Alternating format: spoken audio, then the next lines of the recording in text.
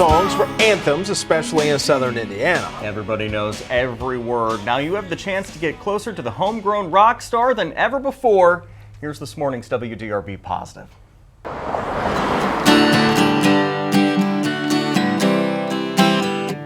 When you live here and have a certain musical ability, I think that's probably required learning.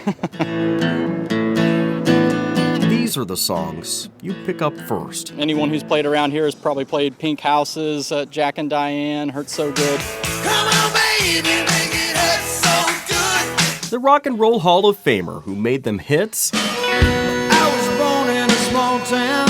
still casts a literal shadow in the small town he sings about. People are very proud of him on one hand, and other people are a little jealous of him. John Mellencamp is probably one of the #1 reasons people visit Jackson County. We used to have a convention that came here every year, the Melon Heads. They want to eat where John Mellencamp ate. They want to, walk where John Mellencamp walked. And soon, they'll be able to sleep where the rocker slept. And notice this mailbox right here. There it is. It's the same mailbox. Kevin Burke has owned Mellencamp's boyhood home, which is not a little pink house, My wife won't let me do it. I've threatened to do that. for 40 years. But he liked her idea for trying something new here. She said, make it an Airbnb. Mellencamp's dad bought the 2-bedroom, 1-bathroom house in 1954 on West 5th in Seymour. When John was 3 years old. And they sold it in 1966 when he was 16. Then Burke bought it for $32,000 in the 70s, where he would start a family before turning it into a rental. In about 1985, the person that lived here said one day there was a knock on the door. Tut, tut, tut. Opened the door and there was John himself. Burke is considering putting Mellencamp memorabilia on the walls and transforming John's room in the basement. I wouldn't be opposed to making it a vintage place. If past visitors are any indication, They brought people here and they walk through there like it's a church. there's some potential here.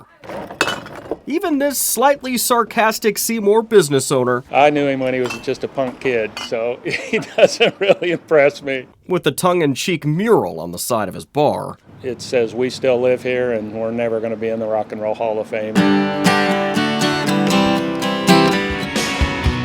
was born in a small town. thinks it can only be good for life in Seymour. It's neat to just tie that, any kind of fame, back to this town. One of the decorations on the wall here says, "Home is where your story begins." All my friends in this small town. That was certainly the case for Mellencamp, and what a story people will have after staying here. In Seymour with photojournalist Dominic Furman, Chris Suter, WDRB News. Mellencamp Airbnb is expected to open sometime before the end of the year, and Burke is considering charging $150 to $200 a night. It's a little bit more than your standard Fairfield Inn stay, but you get a little story afterward. Yeah, and you get the whole house too.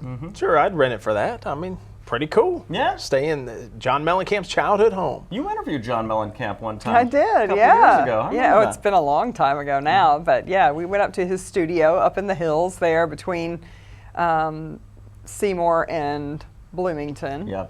I mean, it was like if you didn't know where you were going, you drive right past it, have no idea it was there. It's kind of off that country road there. Everybody knows where it is up there, though. I'm telling you, you can look for it, but you're not going to find it unless somebody gives you the address. Right. That mural is pretty cool.